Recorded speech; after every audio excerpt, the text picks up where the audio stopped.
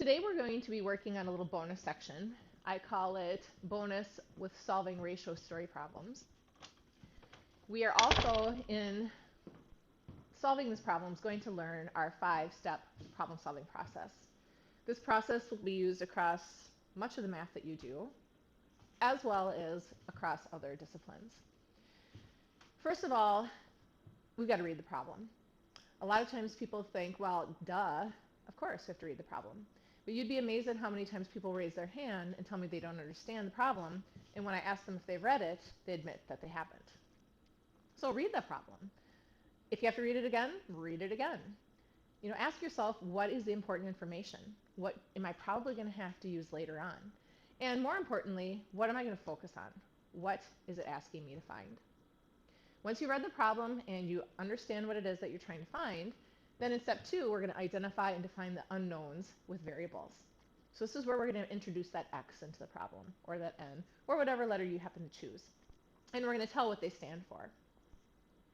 In step 3, we're going to write the equation using the variables that we defined, along with other information from the problem.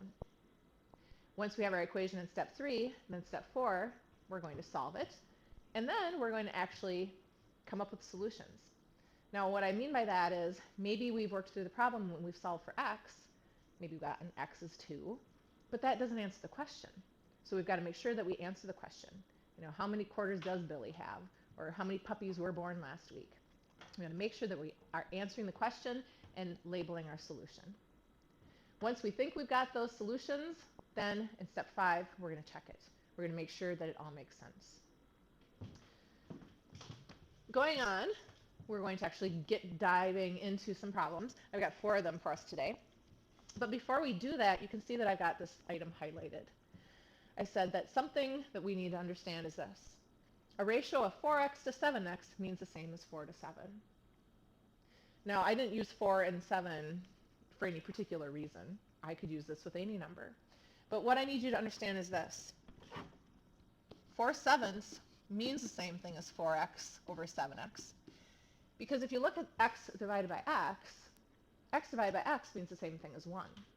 And if you remember when we were doing simplifying, this really means 1 over 1. So whether or not I have a ratio 4 to 7, maybe I have a ratio of 5 to 2, well, if I need to get a variable introduced into our problem, I could say, well, hey, this means the same thing as 5x to 2x. Or if I had a different ratio, maybe I have a ratio of 20 to 11. Maybe I want to use 20n to 11n. Okay, we don't have to use x's. You can use whatever variable you want. With this in mind, now let's read example 1. Example 1 says that Jenna plants alfalfa and wheat on 160 acres of her farm. If the ratio of acres of alfalfa to acres of wheat is 3 to 5, how many acres of each crop are planted? Whoa, there's a lot of information there. First of all, we know that she's got 160 acres. On those 160 acres, she only has 2 crops. She has alfalfa, she has wheat. And we're given a ratio. We're given the ratio of 3 to 5. The end result is us saying, hey, this is how many acres of alfalfa she planted. This is how many acres of wheat she planted. Okay, that's our end goal. So step 1, we've read the problem. So we've read it, we can check that off. In step 2, this is where we want to start getting variables involved. What we need to focus on is this thing right here, our ratio. And we need to use what I have highlighted up above. Remember, 3 to 5 really means the same thing as 3x to 5x. Or if you want, 3n to 5n, or 3y to 5y. Whatever letter you want to use, I really don't care. But then we have to extend that and say, okay, well, what does the 3x stand for? What does the 5x stand for? That information is right here. Acres of alfalfa to acres of wheat. Ratios are always written in the order that they're given. It has to be alfalfa to wheat. So in our step 2, we can then say that 3x is going to be the number of acres of alfalfa. That means that the 5x is the number of acres of wheat. I don't want you just to say 3x equals alfalfa and 5x equals wheat. And neither will your other teachers as you keep going up into your higher math classes. If you just say alfalfa, I don't know what you mean. I don't know if you mean the cost per acre to put it in. I don't know if you're talking about how much it weighs. But when you tell me that it's the number of acres, it is crystal clear to me what that 3x represents. All right, so step 2, we're done. We've got our variables and we've defined them. Now in step 3, we need to write an equation. So think about this. If we know how many acres of alfalfa we have and how many acres of wheat we have, and we know that she's planted 160 total acres, how could all of that come together in an equation? Okay, you might want to pause this right now and think about an equation and then see if you have come up with the right one. When we worked in class, one class, it took probably 8 or 9 tries. My other class, they got it right away. So see where you fall with this. Because the alfalfa acres and the wheat acres have to come together to make 160, for our equation, it makes sense for us to say that 3x plus 5x is equal to 160. Okay, in that 160 acres, that's all she's got, alfalfa and wheat. If she has corn, those are on some different acres. If she has soybeans, those are on different acres. Now that we've got our equation in step 3, we move on to step 4, which is to actually solve it. If you remember back earlier this year, we talked about like terms. We color-coded, we put boxes under things, we squiggled under things, we circled things. And if you look at 3x and 5x, you have to ask yourself, are they like terms? And I hope that you recognize that they are. Remember, they are like terms if they have the same variable raised to the same power. And they do. They both have x's, and those x's aren't raised to anything other than the first power. That means we can go ahead and combine them. There we go. Get my board to move. So 3x plus 5x is going to give us 8x. And once we've done that, you can see that this is a nice, easy problem. We've been doing this forever now, it seems like. How are we going to get our x alone? We're going to divide both sides by 8. And when we do that, we get x to be equal to 20. This is where sometimes people kind of breathe a big sigh of relief and then they stop. But this really hasn't answered any of the questions. The question is, how many acres of alfalfa and how many acres of wheat does she have? That brings our attention, I'm going to get my highlighter here, brings our attention back up here. The number of acres of alfalfa is defined as 3 times x. We know what x is now. That means that we're going to take 3 times 20. Right? We've replaced the x with what we found it to be. We found it to be 20. So that tells us that she's got 60 acres of alfalfa. And remember, we want to label our answers. That means for wheat, we're taking 5, and then again, we're replacing our x with our answer. That comes out to be 100 acres of wheat. We've now answered the question. All that's left to do is step 5, which is to check it. Unlike our 3-step checks that we've been doing for our other solving equations, this is going to be pretty straightforward. We want to make sure that our answer really jives with the information in the problem. The problem said that her acres of alfalfa, her acres of wheat, was a total of 160. So we just have to make sure that our numbers work. And lo and behold, they do. So that's really all we have to do for our check. Now, if this process seems a little overwhelming to you, don't worry. We're going to get lots of practice, and then you're going to have your worksheet, and that will be more practice. Example 2. Instead of crops, now we've got people. Together, there are 180 players and coaches in the town soccer league. If the player-to-coach ratio is 9-to-1, how many players are there? So step 1, we've done it. Okay, we've read it. Check. What are we looking for? The question says, how many players are there? So that is the question we need to make sure that we answer. Now we've got to get our variable into play. Again, we're going to zoom in on our ratio. Remember, 9-to-1 means the same thing as 9x to 1x. And remember, I could also write this as just an x. Because if there's nothing in front, that coefficient is understood to be 1. So either one of those. But now we've got to define what they stand for. What does the 9x stand for? Well, let's go back to this. We've got player to coach. That means that the 9x represents the number of players. So again, be specific. Don't just say player. It's the number of players. Okay? Then our x, or 1x, however you want to write it, I think I'm just going to write it as x, is going to be the number of coaches. Okay, so think about that. Maybe a lot of you have done the Saturday soccer in the spring and into the summer. Okay, you can picture that when you were little, running around kicking the ball. And think about that. Usually every team had 2 coaches. So it makes sense that there'd be a player to coach ratio of 9-to-1. 9 players for every 1 coach. Yeah. Okay, so now how are we going to use this information along with the fact that together, players and coaches, there are 180 people. Looks like a perfect addition problem, doesn't it? The number of players added to the number of coaches has got to make up 180 people. Why don't you pause it here and see now if you can do step 4, which is solving it, and do step 5, which is checking it. So pause me. I'm going to keep going. All right, so here we go. 9x plus x, remember, means 9x plus 1x.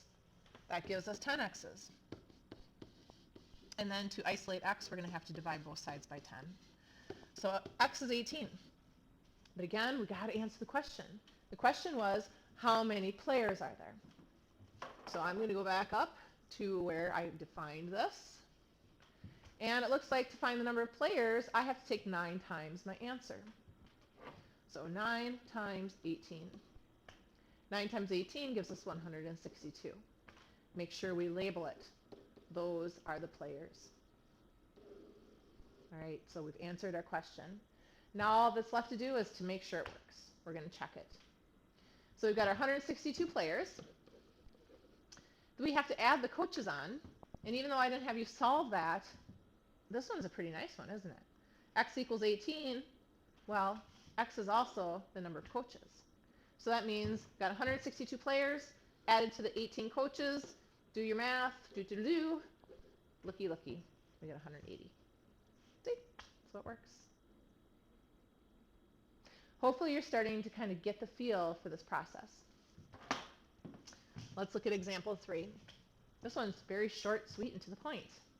And it doesn't involve people, and it doesn't involve acres. It involves numbers. Find 2 numbers in the ratio of 5 to 6, whose sum is 88. So step 1, we've read it. Check. What are we looking for? We're looking for 2 numbers. Where do we focus? We focus right here. Now, a lot of times people know to make this the 5x to 6x, but then they kind of get stuck when all of a sudden they're saying, oh, but I've got to find 2 numbers. How do I say that? Well, one way to do it would be to say that 5x will stand for the first number, and then 6x will stand for the second number. Okay, it doesn't have to be any more complicated than that, and that makes it very descriptive. First number, second number. Take a look at the problem. We've got our 2 numbers, okay, first number, second number. It says their sum is 88. What is sum the key word for? Well, it's the key word for addition. Take our first number, add it to our second number. Oops, I was going to write a 2 there. Don't do that. Here we go, second number, and it has to equal 88. So there's our equation. Again, this would be a great time for you to stop, see if you can do step 4 and step 5. Okay, so here we go. 5x plus 6x is 11x. We've got to divide both sides by 11. X is 8. Again, we are not done. So we'll go look right here. First number is 5 times x. 5 times 8. So that's 40. Second number is 6 times x. So 6 times 8. And that is 48. So this is our solution. If you said, oh, but you always say to label it. If you want to label, go ahead and say first number and second number. But since we're just looking for numbers, I'd be okay with you leaving it as 40 and 48. To check it, we just need to make sure that our two numbers have a sum of 88. And so we just will do that and prove it to ourselves, and you're proving it to me that you've checked it. There we go. Example 3, boom, done. We got one more, and this is different yet than even the first 3. You know, I could give you 100 problems, and they could all be very different from each other. But it's the process that you're getting down. Notice I didn't write down step 1, and that's because when you do your worksheet, I'm not going to expect you to write step 1. I want you to write the first thing down where I can actually see it. Step 1, though, we need to read the problem. We know that. So it says a rectangular garden has a perimeter of 120 feet. Find the dimensions of the garden if the ratio of the length to width is 3 to 2. So the word dimensions, that means I want you to tell me how long and how wide is this garden? Is it 80 feet by 20 feet? Is it 30 feet by 50 feet? You know, what are the length and width? So in step 2, we're going to get our variables going. Here we go. Focus on our ratio and look at how it's written. We can see that 3x is going to represent the length, and 2x is going to represent the width. Whenever you have something geometric, the best thing that you can do is to label a diagram. So I'm going to draw my rectangular garden. And now I have labels I can put on. Why that's important is because now when I say, geez, what am I supposed to do with these? I look back into the problem and I see, oh, perimeter. What does perimeter mean? Perimeter, if you recall, is the distance around a figure.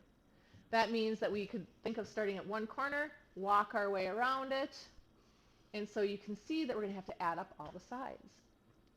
Well, what that does then is it just directs us as to how to write our equation. We need to take our 2x, add it to a 3x, add it to the other 2x, add it to the other 3x. Because we have 4 sides to a rectangle. We need all 4 of them. And that total perimeter was given to us as being 120 feet. One thing I noticed in my classes is that people try to put the feet label in their equation. Do not do that. Okay, wait for labels until you get done and you're answering the question. If you put a feet label in, it almost looks like I've got a variable of an f and a t. So keep the labels out. Now in step 4, we're going to combine all our like terms. And those are all like terms, aren't they? We add up our x's, and you can see that we come up with 10 x's. And by this time, we're pretty good at this, aren't we? X is equal to 12. But again, that doesn't answer the question. I want to know the length and the width of this rectangle. So I'm going to get my little highlighter out here, and I'm going to focus on this. So for the length, I'm going to take 3, and I'm going to multiply it by my answer, and I get 36. Got to make sure I have a label. So notice that we're dealing with feet, and so I put feet on my answer. For width, it's defined as 2 times the x. So that gives me 24 feet. Now remember, that means that both of these sides are 36 feet. And it means that both of these sides are 24 feet. So when we finally, step 5, I don't know why I didn't type it. We're not getting out of doing our check though. There's step 5. We got to add up all our sides, don't we? So really, if we wanted to not write it out in one big string, we could say 2 sides of 36 plus 2 sides of 24. Okay, kind of abbreviates it a little bit here. 2 times 36 is 72 plus 48. And when you add 72 and 48, 120. It works. Hallelujah. Woo! If you have questions, please let me know. But I really, really want you to try every step on your own. Try something. If it's wrong, it's okay. But if you don't try, you're not going to know if you're on the right track or not. So give your work your best shot. All right, we are done.